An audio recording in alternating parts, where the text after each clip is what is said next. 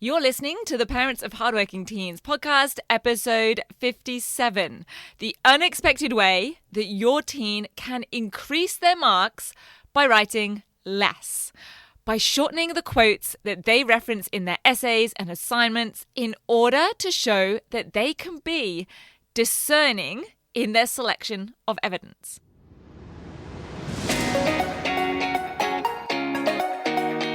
I'm Katie Jones, and with over 15 years in education as an award-winning high school teacher, international external examiner, and as a study coach, I've helped thousands of students skyrocket their results and confidence. And this podcast is where I share all my insights, tactics, and tips with you, the parent, so you can help your hardworking teen get happy, smart, and successful in their study, and have you both enjoy the journey along the way. This is the Parents of Hardworking Teens podcast. Hello, very important parents. I hope you are doing great. I hope the weather is as amazing with you as it is with me right now. Unless you are one of those people who tell me that they just love the cold and being able to rug up, or just love it when it's a rainy day. I do get that it's nice to cozy up sometimes, but I just love a Queensland bout of winter sunshine, and that is what we're getting at the moment. As I'm recording this, today is supposed to reach 27 degrees, which is just perfect for me. I think we've had about 14 days straight of sunshine. 23, 24 degrees. I know the weather has been amazing because I just know it has, but I say 14 days because we got solar panels about 3 years ago, and my husband is just obsessed with the app that comes with it, that tracks all of the stats, seeing how many kilowatts we've generated.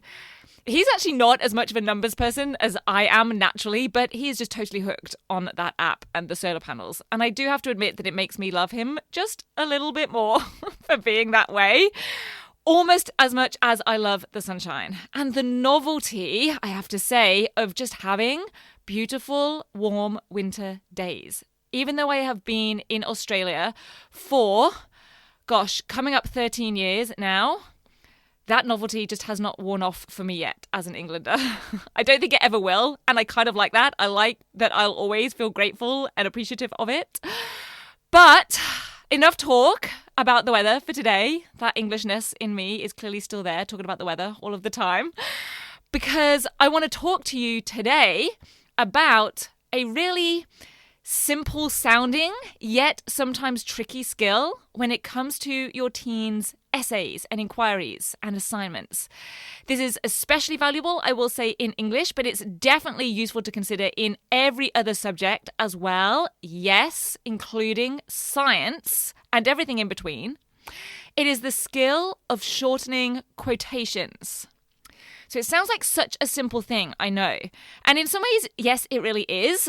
So I want to share with you why it's an important skill, and I'll give you a couple of examples so you can see what it really looks like, how it works, and how you can support your teen to do it effectively in their study. And as a heads up, if you find this episode helpful, then I want to let you know that I have purposefully made it right now to follow on pretty nicely from last week's episode, which was how to have your teen be more succinct, yet still be sophisticated in their writing. And that, in fact, being sophisticated actually requires them to be clear and concise and succinct. Because putting a point across in less words does not make things more basic. In fact, when done in a high quality way, less words actually can increase the clarity and therefore also show more skill, which is the common theme, the common thread here following through to today.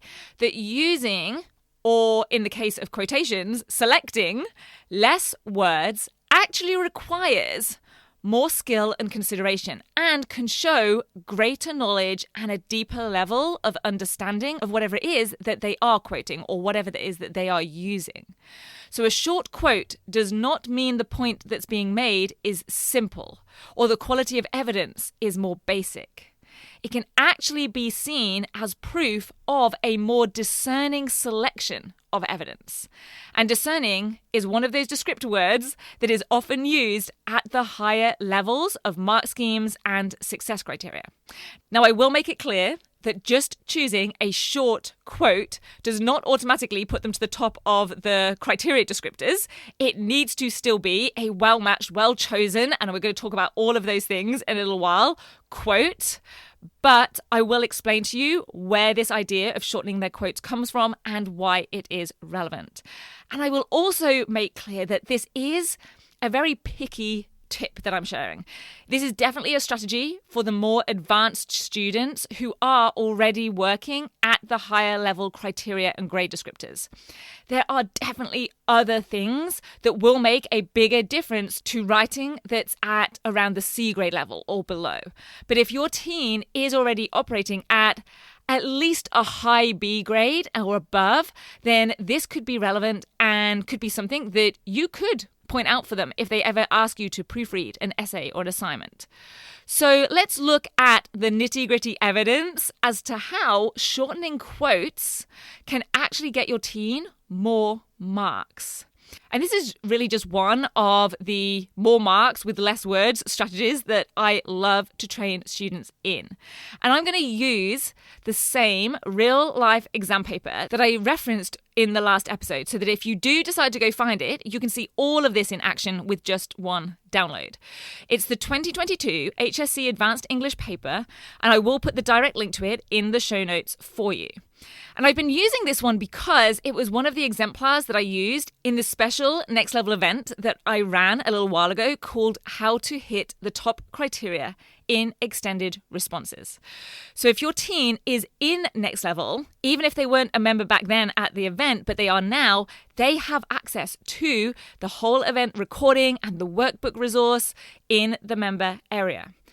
And if your teen isn't in next level coaching and they'd love to do detailed work on strategies like this with personal feedback, coaching and support, and they have completed, this is a prerequisite for next level, they have completed the 10-week grade transformation program, then look out for our semester 2 next level enrollment, which will be coming up late July. And if you choose to enroll them, they will get instant access to all of my programs, trainings, and past events. And I'm going to be running a brand new event for them, for Next Level members in August, which they'll obviously then get a ticket to. On top of course, all of the detailed personal coaching.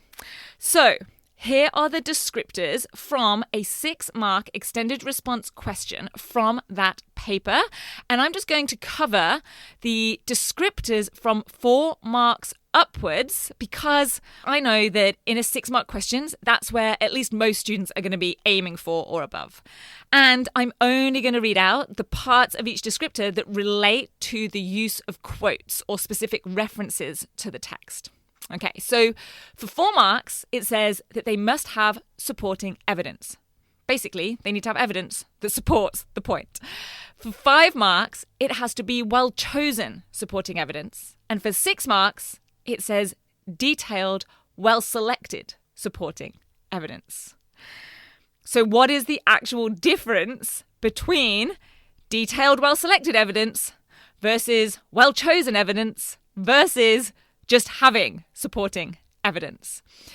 This is what I think so many students struggle with. And I think we can all get that the wording of those descriptors does increase in terms of the demands as we go up through those descriptors. But actually, what do they look like? What makes something well selected? And I agree, it is difficult to figure that out, which is where years and years of using and applying these sorts of descriptors in different states, in different exam boards, in different countries, and marking tens of thousands of papers comes in. It has helped me figure that out. And as a student and as a parent, not having that experience and all of those real life examples of what it does and doesn't look like can definitely make things feel more like a guessing game. And that's what really one of my main aims is to do for parents and students, is to remove, or at least reduce as much as possible, the guesswork, the hand-in and hope. So although there's no way I can get into all of this on a podcast episode, I will share a few pointers that I hope will be helpful. Notably, I think in that top descriptor, the word detailed is what does trip some students up. It can lead them to think that more is more, that detailed means more words, more evidence, and that isn't the case. Detailed is about the quality and level. Just like a more detailed analysis is not just about giving more and more information. And for me, in my experience overall, I would define well chosen as being that it fits the point being made. Well chosen is relevant and well fitting. Whereas detailed, well selected at the 6 marks means that it is not only relevant, but it is also one of the best pieces, if not the best piece of evidence out of all the possibilities that could have been chosen, that would have been suitable. And one that enables high quality analysis in relation to the point being made. And well selected also means that it has indeed been selected. Certain words have been extracted or plucked out as being the most important or significant. So your teen isn't including or writing the whole sentence. They quote just maybe 3 or 4 words from that sentence that are the crux of the matter being discussed. Sometimes it might literally be one word. And they extract that word or phrase that supports the point they are making. Because being able to identify an exact word or phrase shows an in-depth knowledge and understanding. It shows the marker that your teen is discerning in their selection. And often the way I'll coach a student to help them do this, and this is something that you could do with your teen as well, is to say, if you could only keep half that quote, what would you keep? Because this forces them to select the most meaningful words and really makes them consider the key point that they are making so they don't end up going off on any other tangents. Now, often I will say I don't personally know the text or much about the topic that they might be writing about when I'm coaching a student, but I can still get a good idea myself of which part of the quote they should end up choosing just by reading the explanation and analysis that follows it or that goes alongside it. I can tell from that what part or what words in the quote are going to best support their point or argument. And that's where I really love this stuff. Because for me, when I was a student, and even as a teacher, if I'm honest, being told things like, there aren't any right or wrong answers, might well be true in the bigger picture, but I used to find that more confusing and unhelpful, to be honest, than helpful.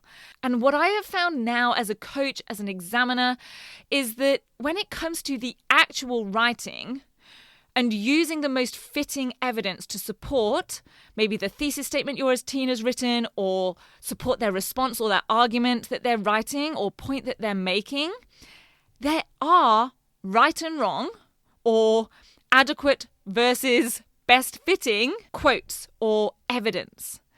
Different quotes will be right for different points. So there is no one right quote for an essay, because that essay might have a variety of different responses, but there may well be 2 or 3 best choice quotes, or even one quote that is best to support a particular point. Because the quote or evidence does have to exactly match the point that's being made. And as we can see from those mark scheme descriptors that we just went through, there is a scale of okay and then better up to best. And there's a wrong choice. If the quote just doesn't match up, then it's just not right. And even when it is a right choice, there are scales of rightness. There's okay, it fits, there's better, and there's best fit. And I'll share an example with you from a recent task that I coached a student on just recently.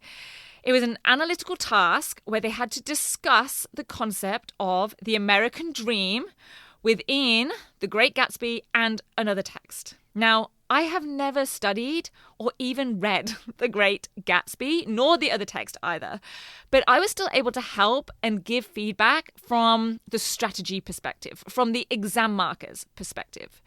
And one of their paragraphs was about how going after success and the American dream could degrade someone's life, could erode their morals and ethics, and rather than getting them into a better position, could actually put them in a worse position. And they had a quote that they had already shortened by using an ellipsis to take out a middle part that they were using to support their point. And I'll read out the quotation just so you can see how we then made it more selective. So the original quote that they had was, "This desolate area of land is plagued by ashes, which grow like wheat into ridges and hills, taking the form of men who move dimly and are already crumbling through the powdery air." Now, that's about 2 lines of writing. We could argue it's maybe 1 sentence. Now, I asked the student which part they would choose if they could only keep half that quote. Now, I would actually want them to get it down to less than half, but I feel like that's a reasonable starting point and won't freak them out too much. And actually, that's a lie. That wasn't the first thing I actually asked them. The first thing I asked them was, what do you think I'm going to say about that quote? Because they've worked with me and Gemma for a while now in Next Level, and they are attentive. So they correctly answered with shorten it.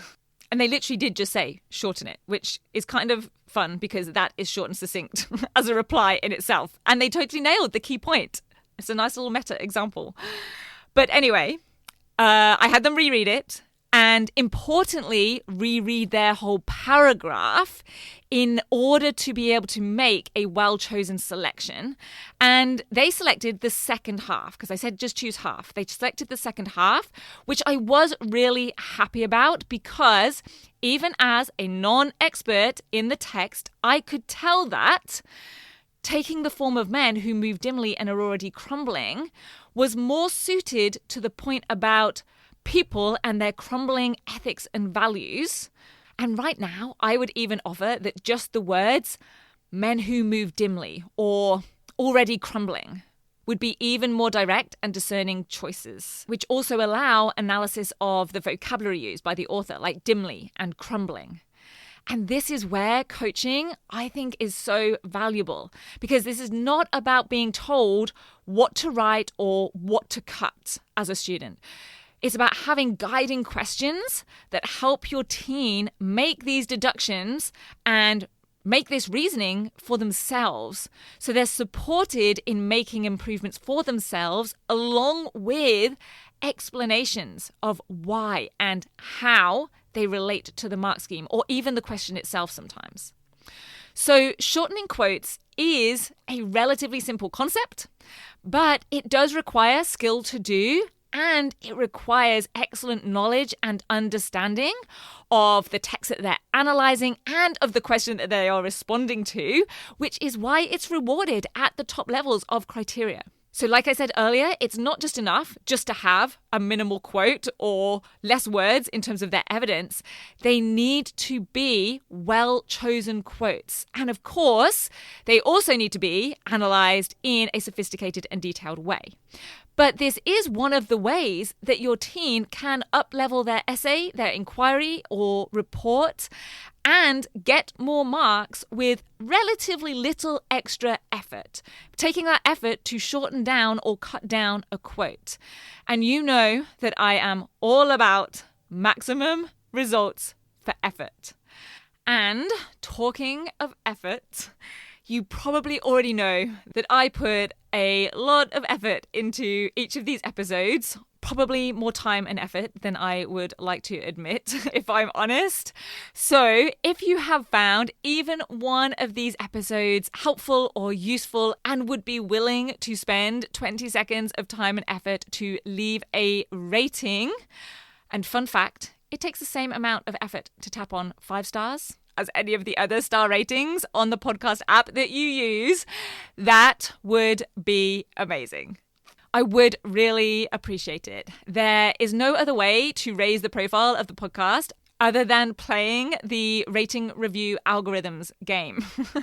And I can't do that without you, my wonderful VIP listener.